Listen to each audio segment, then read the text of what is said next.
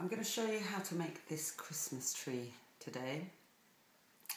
So I'm going to start by taking a cake. I'm sorry it's slightly misshapen, the wrapper, but these are some that I've got in the freezer so that I can do these tutorials without having to mess up my whole kitchen baking. I'm just going to start by, I've got some green cream cheese frosting here.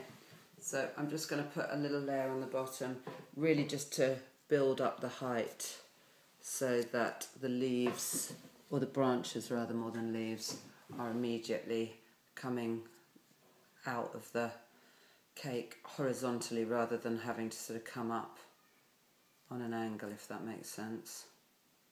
Does that make sense? Yeah, kind of. How reassuring. Okay, right, so I have got here a nozzle which I can't read. I just said it, didn't I? Do you remember what it was? No. It's a Wilton 366, okay? So, just clean the end of it off. When we work with this, we need to have the slits, so where the V goes up, the point of the V is up, either side, and the bumps that come down front and back, okay? So I'm going to start off just by doing branches like that, just coming away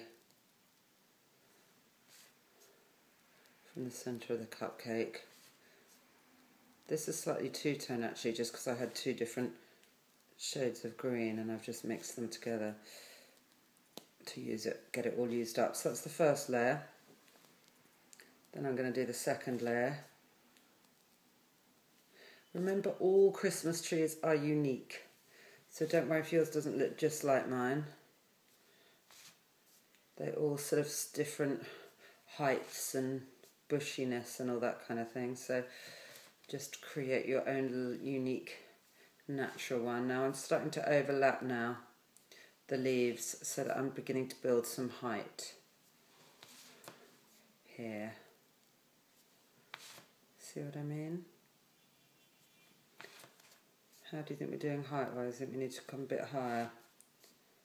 I guess the higher the better.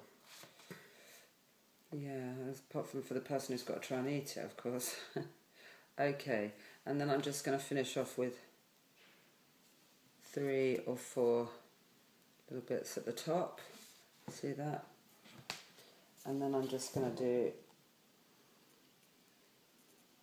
a little point at the top so that we can stick the star on there. Every Christmas tree needs a star. It would be a little bit fiddly trying to make a fairy to go on the top of this. Okay, so I've just got these are little orange mimosa balls. You don't have to use these. I just thought they look quite like baubles. So I'm just going to try and sort of tuck them underneath branches where baubles might be hanging. And remember to do, sorry it's a bit boring when I'm doing the back, isn't it? But I'm just trying to kind of have it work from all angles. So just doing a few in the orange, then I'm going to come back and do some in the green. So gold, I think you've got to have some gold. It really just brings the whole thing to life, kind of adds a bit of a glow to it. We've not obviously got lights or candles, but the kind of reflection or the reflective light from the gold really helps make it look much more alive. Is that enough? Mm-hmm. Yeah? Put a couple on the back as well so that that's working. And then I'm just going to sprinkle a little bit of this stuff. It's not actually glitter, but it's kind of shimmery. It's like a shimmery sort of strands. So you can get that in lots of different colours. I'm just going for red because it's traditional, isn't it? Red and green for Christmas.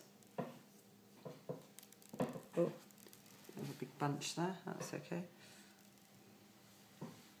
There we have it. And then, just as a finishing touch, I've actually painted this. This is like a little pale blue star, and I've actually just painted it with a bit of gold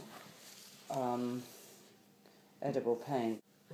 There we go. I'm going to sprinkle a bit of glitter over it as it's Christmas. I might as well glitter everything up.